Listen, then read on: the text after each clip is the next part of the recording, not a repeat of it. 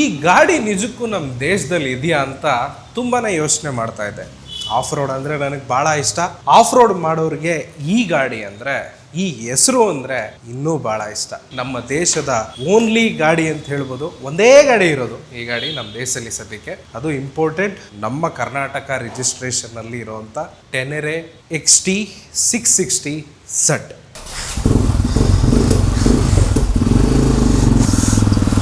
ಸುಮಾರು ದಿನದಿಂದ ನಿಂತ್ಬಿಟ್ಟಿತ್ತಂತೆ ಗಾಡಿ ಇದು. ಸೊ ಅದಕ್ಕೋಸ್ಕರ ಸ್ವಲ್ಪ ಟೈಮ್ ಬೇಕು. ಯಮಹ 1983ಯಲ್ಲಿ XT 600Z ಅಥವಾ Z ಅಂತ ಒಂದು ಗಾಡಿನ ಟೆನೆರೆನ ಅವಾಗಲೇ ಬಂದಿರುತ್ತೆ. ಸೊ ಡಕಾರ್ಗೆಲ್ಲ ಸಿಕ್ಕಾಪಟ್ಟೆ ಯೂಸ್ ಮಾಡಿದ್ದಾರೆ. ಆಮೇಲೆ ಡಕಾರ್ ಚಾಂಪಿಯನ್ ಕೂಡ ಈ ಗಾಡಿ ಆಗಿದೆ. ಅದಾದಮೇಲೆ ಪ್ರತಿ 1 ವರ್ಷ 2 ವರ್ಷಕ್ಕೆ ಟೆನೆರೆ ಅಪ್ಗ್ರೇಡ್ ಆಗ್ತಾ ಬಂತು. ಮಧ್ಯದಲ್ಲಿ ಒಂದು ಸೂಪರ್ ಟೆನೆರೆ ಅಂತ ಒಂದು ಬಂತು 750cc. ಅದಾದಮೇಲೆ ನೆಕ್ಸ್ಟು ಬಂದಿದ್ದು 1991ನಲ್ಲಿ XTZ 660 ಅಂತ. ಅದೇ ಬೇಸ್ ಮೇಲೆ ಈ ಗಾಡಿ ಇವತ್ತು ಏನು ನೋಡ್ತಾ ಇದ್ರೆ ಇದು ಬಿಲ್ಡ್ ಆಗಿರೋದು. ಈ ಗಾಡಿ ಬಂದಿದ್ದು 2008ರಿಂದ 2015ವರೆಗೂ ಇದೇ ಮಾಡಲ್ಲು ನಿಮಗೆ ನೋಡೋದಕ್ಕೆ ಸಿಗ್ತಾ ಇದ್ದಿದ್ದು 660cc.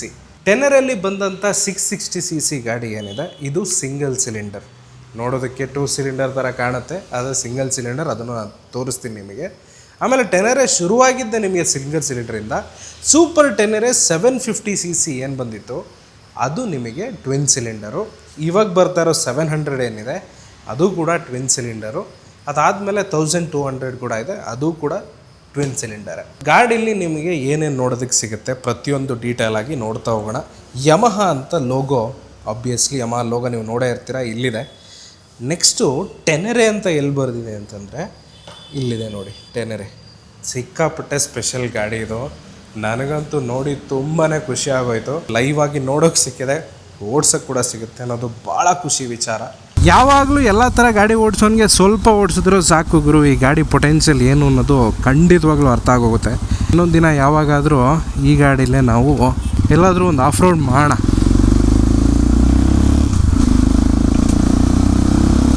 ಈ ಗಾಡಿ ಡಕಾರ್ ಇನ್ಸ್ಪೈರ್ಡ್ ಡಿಸೈನ್ ಇದು. ಆಫ್ ರೋಡ್ ಅಡ್ವೆಂಚರ್ ಎರಡಕ್ಕೂ ನೀವು ಈ ಗಾಡಿನ ಯೂಸ್ ಮಾಡ್ಕೋಬೋದು. ಫ್ರಂಟಿಂದ ನೀವು ನೋಡಿದ್ರೆ ಹ್ಯಾಲೋಜನ್ ಬಲ್ಪು 2 ಕ್ಯಾಟ್ ಐ ಸಿಗುತ್ತೆ ನಿಮಗೆ. ಅದ್ರ ಜೊತೆಗೆ ಮೇಲೊಂದು ಕೆಳಗೊಂದು ಲೋ ಬೀಮ್ ಹೈ ಬೀಮಿಗೆ ಲೈಟು ನಿಮಗೆ ಹ್ಯಾಲೋಜನ್ನೇ ಈ ಗಾಡೀಲಿ ಬರ್ತಾ ಇರೋದು. ಅದಾದಮೇಲೆ ದೊಡ್ಡದೊಂದು ವಿಂಡ್ಶೀಲ್ಡ್ ಸಿಗುತ್ತೆ. ಫ್ರಂಟಿಂದ ನಿಮಗೆ ಫ್ಲೈ ಮಡ್ಗಾರ್ಡ್ ಕೂಡ ಇಲ್ಲಿ ನೋಡ್ತಾ ಇದ್ದೀರಾ. ಹೆವಿ ಅಂತ ಹೇಳೋದಕ್ಕಾಗಲ್ಲ, ಇವತ್ತಿನ ಗಾಡಿ ಕಂಪೇರ್ ಮಾಡಿದ್ರೆ ಇದು ಬರೀ ಇರೋದು 206 kg ಅಷ್ಟೇ. ಇಂಥ ದೊಡ್ಡ ಗಾಡೀಲಿ 206 kg ಏನು ದೊಡ್ಡ ವಿಚಾರ ಅಲ್ಲ.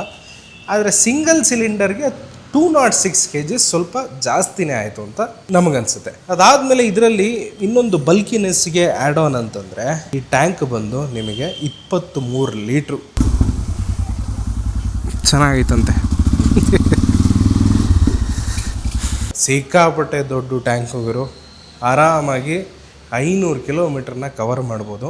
ಇದರದ್ದು ಮೈಲೇಜ್ ಎಲ್ಲ ನೀವು ಕೇಳ್ತೀರ ಅಂತಂದರೆ ಒಂದು 21-22 ಬಿಟ್ವೀನ್ 20 to 25 ಬರುತ್ತೆ. ಪಯೋನೀರ್ ಒರಿಜಿನಲ್ ಯಮಹಾದೇನೆ. ಇದೊಂದು ಬಾಕ್ಸ್ ಏನೋ ಹೊಡೆದೋಗಿತ್ತಂತ ಬೇರೆದೊಂದು ಹಾಕ್ಕೊಂಡಿದ್ದಾರೆ. 2 ಸೈಡು ನಿಮಗೆ ಬಾಕ್ಸ್ ಕಾಣಿಸ್ತಿರೋದು ಯಮಹ ಒರಿಜಿನಲ್. ಓವರ್ಟ್ಯಾಕ್ ಮಾಡ್ಕೊಂಡು ಹೋಗ್ಬೋಣ ಅಂತಂದರೆ ಎಲ್ಲ ಬಾಕ್ಸ್ಗಳಿದೆ, ಪಯೋನೀರ್ಸ್ಗಳು. ಟಚ್ ಕಿಚ್ ಆಗೋಗ್ಬಿಟ್ರೆ, ಯಾಕಂದರೆ ಓಡಿಸ್ತಾ ಇರೋರಿಗೆ ಒಂದು ಅಂದಾಜು ಇರುತ್ತೆ. ನಾವು ಫಸ್ಟ್ ಟೈಮ್ ಎತ್ಕೊತಾ ಇರೋದಲ್ವ, ನಮ್ಗೆ ಅಂದಾಜು ಸ್ವಲ್ಪ ಕಡಿಮೆ ಇರ್ತದೆ. ಇದೇನದು ಗೊತ್ತಿರುತ್ತೆ, ಬಟ್ ಎಕ್ಸಾಕ್ಟ್ ಇಷ್ಟರಲ್ಲೇ ನುಸಿಬೋದು, ಓಡಾಡಿಸ್ಬೋದು, ನುಗ್ಗಿಸ್ಬೋದು ಅನ್ನೋದೆಲ್ಲ ಸ್ವಲ್ಪ ಕಷ್ಟ. ಒಳ್ಳೆ ಮೂಮೆಂಟ್ನ ಕೊಡೋದಕ್ಕೆ, ಒಳ್ಳೆ ಪೋಸ್ಚರ್ನ ಕೊಡೋದಕ್ಕೆ, ಫ್ರಂಟ್ ಟು ಬ್ಯಾಕು ಮೂವ್ ಆಗೋದಕ್ಕೆ ನಿಮಗೆ ಸ್ಪ್ಲಿಟ್ ಸೀಟ್ ಇಲ್ಲ, ಸಿಂಗಲ್ ಸೀಟ್ ಇದೆ. ಭಾಳ ಬೆನಿಫಿಷಿಯಲ್ಲು. ಯಾವುದೇ ದೊಡ್ಡ ಗಾಡಿ ಆಗಲಿ ನೀವು ಯಾವುದೇ ತಗೊಳ್ಳಿ, ಇಬ್ಬರು ಓಡಾಡೋದಕ್ಕೆ ಅಷ್ಟು ಮಜಾ ಬರೋಲ್ಲ. ಒಬ್ಬರು ಓಡಿಸಿದ್ರೇ ಅದು ಮಜಾ. ಯೂಶಲಿ ಅಡ್ವೆಂಚರಲ್ಲಿ ಬರೋದು 90-90-21. ಅದೇ ರಿಂಗ್ ಸೈಜ್ ಇದರಲ್ಲಿ ಕೂಡ ಇರೋದು. ಬ್ರೆಂಬೋ ಬ್ರೇಕ್ ಕ್ಯಾಲಿಪರ್ ಇದರಲ್ಲಿ ಸಿಗೋದು. ಡ್ಯುಯಲ್ ಡಿಸ್ಕ್ ಬ್ರೇಕ್ ಸಿಗ್ತಾ ಇದೆ. ಸಿಂಗಲ್ ಸಿಲಿಂಡರ್ ಗಾಡೀಲಿ ಡ್ಯುಯಲ್ ಡಿಸ್ಕ್ ಬ್ರೇಕ್ ಯಾವ ಥರ ನೋಡಿದ್ರಾ ನೋಡಿ, 2 ಡಿಸ್ಪ್ಲೇಟು ನೀವು ಈ ಗಾಡೀಲಿ ನೋಡ್ಬೋದು. ಫ್ರಂಟಲ್ಲಿ ಲಾಂಗ್ ಟ್ರಾವೆಲ್ ಟೆಲಿಸ್ಕೋಪಿಕ್ ಸಸ್ಪೆನ್ಷನ್ ಇದೆ. ಈಗೆಲ್ಲ ಬರ್ತಾ ಇರೋದ್ರಲ್ಲಿ ನಿಮಗೆ USD ಕೊಡ್ತಿದ್ದಾರೆ, ಇದರಲ್ಲಿ ಟೆಲಿಸ್ಕೋಪಿಕ್ ಸಸ್ಪೆನ್ಷನ್ ಇತ್ತು ಆವಾಗಲೇ. ಸಿಕ್ಕಾಪಟ್ಟೆ ಉದ್ದ, ಇದರಲ್ಲಿ ಏನು ನೀವು ಅಡ್ಜಸ್ಟ್ಮೆಂಟ್ ಮಾಡೋದಕ್ಕಾಗಲ್ಲ. ಹಿಂದೆಗಡೆನೂ ಬ್ರೆಂಬೋ ಕ್ಯಾಲಿಪರೇ ಕೊಡ್ತಾ ಇರೋದು. 245mm ಡಿಸ್ಪ್ಲೇಟ್ ಇದೆ. ಟೈರ್ ಸೈಜು ನಿಮಗೆ ರಿಮ್ ಬಂದು 17 ಇಂಚ್ ಕೊಡ್ತಾರೆ, ಸ್ಟಾಕಲ್ಲಿ 130 ಬರುತ್ತೆ. ಇದರಲ್ಲಿ ಅವರು 140 ಹಾಕ್ಕೊಂಡಿದ್ದಾರೆ. 2 ಎಕ್ಸಾಸ್ಟ್ ಬರುತ್ತೆ. ಆಕ್ರೋಪೋವಿಚ್ ಎಕ್ಸಾಸ್ಟ್ನ ಇಲ್ಲಿ ನೀವು ನೋಡ್ತಾ ಇದ್ದೀರಾ, ಆಫ್ಟರ್ ಮಾರ್ಕೆಟ್ ಹಾಕಿದ್ದಾರೆ. ಹಿಂದೆಗಡೆ ಪಟಾಕಿ ಹೊಡಿತಾ ಇದೆ. ಹಿಂದೆಗಡೆ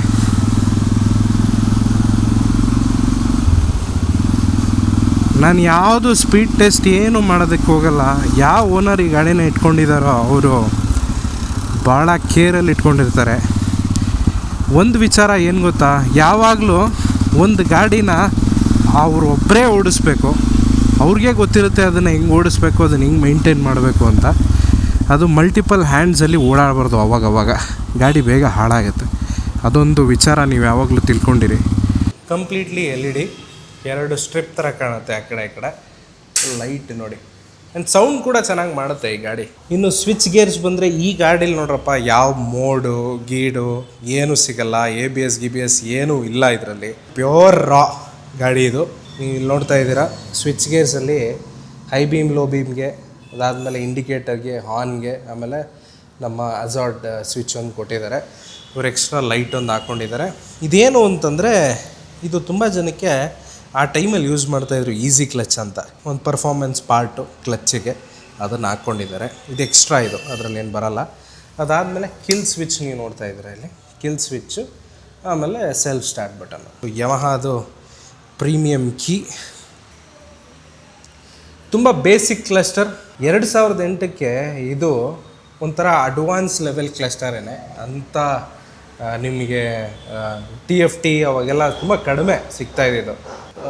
ಓಡೋಮೀಟರು, ಸ್ಟ್ರಿಪ್ ಮೀಟರು, ಆಮೇಲೆ trip to fuel, time, speedometer, fuel gauge, trip 1, trip 2, ಅದಾದಮೇಲೆ ರೀಸೆಟ್ ಬಟನ್ನು. ಸೊ ಇಷ್ಟೇ ಇರೋದು, ಇದರಲ್ಲಿ ಇನ್ನೇನೂ ಇಲ್ಲ. ಈ ಸಿಟಿ ಒಳಗೆ ಈ ಗಾಡಿಗಳನ್ನೆಲ್ಲ ಎತ್ತಾಕೊಂಡು ಓಡಾಡೋದು ಭಾಳ ಕಷ್ಟ ಐತೆ ಗುರು. ಅಂದರೆ ನಮಗೆ ಓಡಿಸ್ದ ರೂಢಿಯಾಗಿರೋರು ಏನು ಸಖತ್ತಾಗಿ ಓಡಿಸಾಡ್ಬಿಡ್ತಾರೆ ಗಾಡಿನ. ಏನು ಸಿಕ್ಕಾಪಟ್ಟೆ ಸೌಂಡು ಏನು ಮಾಡ್ತಾಯಿಲ್ಲ ಈ ಗಾಡಿ. ಏನು ಇನಿಷಿಯಲ್ಲು ಯಪ್ಪ 48 bhp ಸಿಂಗಲ್ ಸಿಲಿಂಡರ್ಗೆ. ನಮ್ಮವರು ಟ್ವಿನ್ನಲ್ಲಿ ತೆಗಿತಾರೆ ಅದನ್ನು.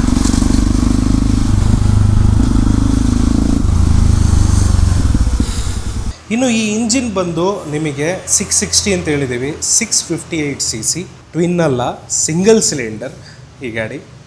ಹೌದಾ, ನಿಮಗೆ ನಿಜವಾಗ್ಲೂ ಅನ್ಸುತ್ತೆ ಇದೇನು ಗುರು ಸಿಂಗಲ್ ಸಿಲಿಂಡರ್ನ? ನಿಜವಾಗ್ಲೂ ಇಷ್ಟು ದೊಡ್ಡದಾಗಿದೆ ಇಂಜಿನ್ನು, ಸಿಂಗಲ್ ಸಿಲಿಂಡರ್ ಸಾಧ್ಯನಾ ಅಂತ. 658cc ಆ್ಯಕ್ಚುಲಿ ಪ್ರಿಸೈಸಾಗಿ ಹೇಳ್ಬೇಕಂದ್ರೆ.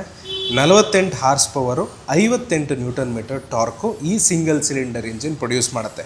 ಕೂಲೆಂಟ್ ಬಾಕ್ಸ್ ಬಂದು ಇಲ್ಲೇ ನೋಡ್ತಾ ಇದ್ದೀರಾ, ಪ್ಲಾಸ್ಟಿಕ್ ಬಾಕ್ಸು ಕೂಲೆಂಟ್ದು. ಸೊ ಲಿಕ್ವಿಡ್ ಕೂಲ್ಡ್ ಇಂಜಿನ್ ಅಲ್ವಾ, ನಿಮಗೆ ಇಲ್ಲಿ ರೇಡಿಯೇಟ್ರ್ ಕಾಣಿಸ್ತಾ ಇದೆ.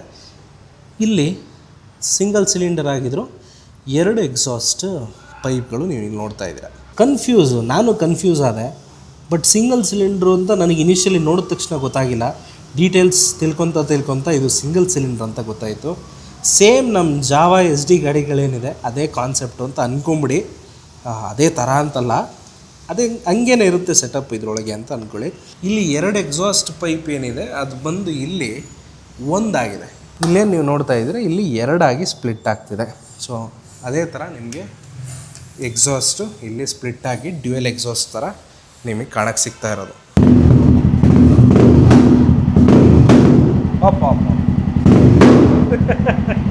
ಹಿಂದಗಡೆ ಅಡ್ಜಸ್ಟೇಬಲ್ ಮೋನೋಶಾಕ್ ಸಸ್ಪೆನ್ಷನ್ ನೋಡ್ತಾ ಇದ್ದೀರಾ. ಫ್ರಂಟಲ್ಲಿ ಅಡ್ಜಸ್ಟ್ ಮಾಡೋಕ್ಕಾಗಲ್ಲ, ಆದರೆ ಹಿಂದೆಗಡೆ ನಿಮ್ಗೆ ಅಡ್ಜಸ್ಟೇಬಲ್ ಸಸ್ಪೆನ್ಷನ್ ಸಿಗ್ತಾ ಇದೆ.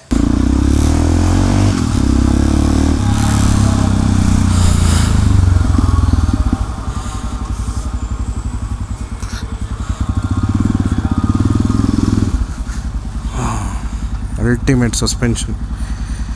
ಗೇರ್ ಬಾಕ್ಸ್ ಏನಪ್ಪ ಅಂತಂದರೆ ನಿಮ್ಗೆ ಇದರಲ್ಲಿ 5 ಸ್ಪೀಡ್ ಗೇರ್ ಬಾಕ್ಸ್ ಅಷ್ಟೇ ಬರೋದು, 6 ಸ್ಪೀಡ್ ಬರೋಲ್ಲ. ಫೋಲ್ಡೇಬಲ್ ಇದೆ ನೋಡಿ, ಬಿದ್ದರೆ ಏನೋ ಆಗಬಾರ್ದು ಅಂತ. ಯಮಹ ಅಂದರೆ ರಿಲಯಬಿಲಿಟಿಗರು ಬುಲೆಟ್ ಪ್ರೂಫ್ ಇಂಜಿನ್ ಅಂತ ಕರೀತಾರೆ. ಏನಕ್ಕೆ ಬುಲೆಟ್ ಪ್ರೂಫ್ ಇಂಜಿನ್? ನಿಮಗೆ ಒಳ್ಳೆ ಸ್ಟ್ರೆಸ್ ತಡೆಯುತ್ತೆ, ಒಳ್ಳೆ ಡ್ಯೂರೆಬಿಲಿಟಿ ಇರುತ್ತೆ, ಒಳ್ಳೆ ರಿಲಯಬಿಲಿಟಿ ಸಿಗುತ್ತೆ. ಸುಮಾರು ಕಿಲೋಮೀಟ್ರ್, ಲಕ್ಷಾಂತರ ಕಿಲೋಮೀಟ್ರ್ ಓಡಿಸಿದ್ರೂ ಈ ಇಂಜಿನ್ಗಳು ಆದಷ್ಟು ಬೇಗ ಬಿಚ್ಚಬೇಕು ಅನ್ನೋ ಒಂದು ಪ್ರಮೇಯ ಇರೋದಿಲ್ಲ. ಅದಕ್ಕೋಸ್ಕರ ಬುಲೆಟ್ ಪ್ರೂಫ್ ಇಂಜಿನ್ಸ್ ಅಂತ ಇದನ್ನು ಕರೀತಾರೆ. ಈ ಇಂಜಿನ್ ಎಲ್ಲ ಏನು ಕೇಳೋಂಗಿಲ್ಲ ಗುರು, ಸಿಕ್ಕಾಪಟ್ಟೆ ರಿಲಯಬಲು. ವಾವ್, ಏನಿದು ಸಿಂಗಲ್ ಸಿಲಿಂಡ್ರೇನಾ ನಿಜವಲ್ಲೂ? ಯಪ್ಪ, ಗಾಡಿ ಸಿಕ್ಕಾಪಟ್ಟೆ ಹೈಟಾಗಂತೂ ನಿಮಗೆ ಕಾಣುತ್ತೆ. ಕಾಲು ಹೆಂಗೆ ಇಟ್ಕೊಂಡಿದ್ದೀರಾ ನೀವು? ಎರಡೂ ಫ್ಲ್ಯಾಟ್ ಫುಟ್ ಆಗಿದೆಯಾ ಅಂತ ನಿಮ್ದೊಂದು ಕ್ವಶನ್ ಇದ್ದರೆ, ನನಗೆ ಎರಡೂ ಫ್ಲ್ಯಾಟ್ ಫುಟ್ ಆಗ್ತಾಯಿದೆ. ಯಾಕೆ, ನನ್ನ ಹೈಟ್ ಬಂದು ನಿಮಗೆ 5'11" ಇದೆ. ಸೊ ಅದಕ್ಕೆ ಹೈಟು ಪರ್ಫೆಕ್ಟ್ ಸೂಟ್ ಆಗ್ತಾಯಿದೆ. ನಮ್ಮ ಬಾಡಿಗೆ ಈ ಗಾಡಿ ಪರ್ಫೆಕ್ಟ್ ಸೂಟೇಬಲ್ ಅಂತ ಕೂಡ ಅನ್ನಿಸ್ತಾ ಇದೆ. ಸ್ಯಾಡ್ಲಿಂಗ್ ಮಾಡಿ ಈ ಗಾಡಿಗಳನ್ನ ಎಕ್ಸ್ಪೀರಿಯೆನ್ಸ್ ಮಾಡಬೇಕು. ಇಲ್ಲೆಲ್ಲ ಎಲ್ಲಿದೆ ಜಾಗ ಸ್ಯಾಡ್ಲಿಂಗ್ ಮಾಡೋದಕ್ಕೆ? ನೆಟ್ಟು ಗಾಡಿ ಹೋಗೋಕ್ಕೆ ಜಾಗ ಇದ್ದರೆ ಕಷ್ಟ. ಯಾವ ಆ್ಯಂಗಲಿಂದನೂ ಸಿಂಗಲ್ ಸಿಲಿಂಡ್ರು ಅಂತ ಅನಿಸೋದೇ ಇಲ್ಲ. ತುಂಬ ಜನ ಸಿಂಗಲ್ ಸಿಲಿಂಡ್ರು ಅಂತ ಕೇಳೇ ಶಾಕ್ ಆಗಿರ್ತೀರ, ನಂಗೆ ಚೆನ್ನಾಗಿ ಗೊತ್ತು. ಟೆನರೇ ನೋಡಿ ಖುಷಿ ಆಯಿತು, ಓಡಿಸಿ ಖುಷಿ ಆಯಿತು, ಸಿಕ್ಕಾಪಟ್ಟೆ ಇಷ್ಟ ಆಗೋಯ್ತು ಗುರು ಗಾಡಿ. 19ರಿಂದ ಇಲ್ಲಿವರೆಗೂ ಟೆನರೇ 700 ಬರ್ತಾಯಿದೆ. ಅದು ಇನ್ನೂ ಸಿಕ್ಕಾಪಟ್ಟೆ ಅಡ್ವಾನ್ಸ್ ಇದೆ. ಸ್ಕೈ ಟು ಅರ್ತ್ ಡಿಫ್ರೆನ್ಸ್ ಇದೆ ಅಂತ ಎರಡರಲ್ಲೂ ನಾನು ಕೇಳಿರೋ ಪ್ರಕಾರ. ಸೊ ನಾವಿದ್ದೀವಿ ಇದೊಂಥರ ಬೆಂಗಳೂರಲ್ಲಿ ಬೈಕರ್ 7 ಅಂತಲೇ ಹೇಳ್ಬೋದು. ಸುಮಾರು ಗಾಡಿಗಳು ರಿಸ್ಟೋರ್ ಆಗುತ್ತೆ, ಸಾವಿರಾರು ಗಾಡಿಗಳು. ಸುಮಾರು ನಮ್ಮ ಸ್ನೇಹಿತರದ್ದು ಗಾಡಿ ಇದೆ ಇಲ್ಲಿ. ಸೊ DL ಕಸ್ಟಮ್ಸ್ ನಿಮ್ಮ ಸಪೋರ್ಟಿಂದ ಶುರುವಾಗಿದ್ದು ಇವತ್ತು ಸುಮಾರು ಜನದ್ದು ಸಪೋರ್ಟು ನನಗೆ ಸಿಕ್ಕಿದೆ. ಇವತ್ತಿಗೆ ನಮ್ಮ India's one of one Tenere video ಇಲ್ಲಿಗೆ ಮುಗಿಸ್ತಾ ಇದ್ದೀನಿ. ಸಿಗೋಣ ಮುಂದಿನ ವಿಡಿಯೋದಲ್ಲಿ ಆದಷ್ಟು ಬೇಗ. ಅಲ್ಲಿವರೆಗೂ ಸ್ವಲ್ಪ ವೆಯ್ಟ್ ಮಾಡ್ತಾಯಿರಿ. ಯೂನಿಕ್ ಆಗಿರೋ ಗಾಡಿಗಳನ್ನ ತರ್ತಾ ಇರ್ತೀನಿ, ತುಂಬ ಡಿಫ್ರೆಂಟ್ ಆಗಿರೋ ಗಾಡಿಗಳನ್ನ ತೋರಿಸ್ತಾ ಇರ್ತೀನಿ. ನಿಮಗೆ ಯೂಟ್ಯೂಬಲ್ಲಿ ಅಷ್ಟಾಗಿ ಜಾಸ್ತಿ ಸಿಗಲ್ಲ ವೀಡಿಯೋಸ್ಗಳು. ಇನ್ಸ್ಟಾಗ್ರಾಮಲ್ಲಿ ಶಾರ್ಟ್ ಫಾರ್ಮಲ್ಲಿ ಇನ್ನೂ ಹೆಚ್ಚಿನ ಗಾಡಿಗಳು ನೀವು ನೋಡದೇ ಇರೋವಂಥದ್ದು ಒನ್ ಆಫ್ ಒನ್ ಗಾಡೀಸ್ಗಳು ಆಲ್ರೆಡಿ ಬಂದಿದೆ. ಕಮೆಂಟಲ್ಲಿ ನಿಮ್ಗೆ ಹೇಗೆ ಅನ್ನಿಸ್ತು ಈ ಗಾಡಿ ವಿಡಿಯೋ, ಹೇಗಿತ್ತು ಗಾಡಿ ನೋಡೋದಕ್ಕೆ. ಆಮೇಲೆ ಇನ್ನೂ ಏನಾದರೂ ಹೆಚ್ಚಿನ ಇನ್ಫಾರ್ಮೇಷನ್ ನಿಮಗೆ ಗೊತ್ತಿದ್ರೆ ಅದನ್ನು ನನಗೆ ತಿಳಿಸಿ. ಆದಷ್ಟು ಬೇಗ ಸಿಕ್ಬಿಡ್ತೀನಿ.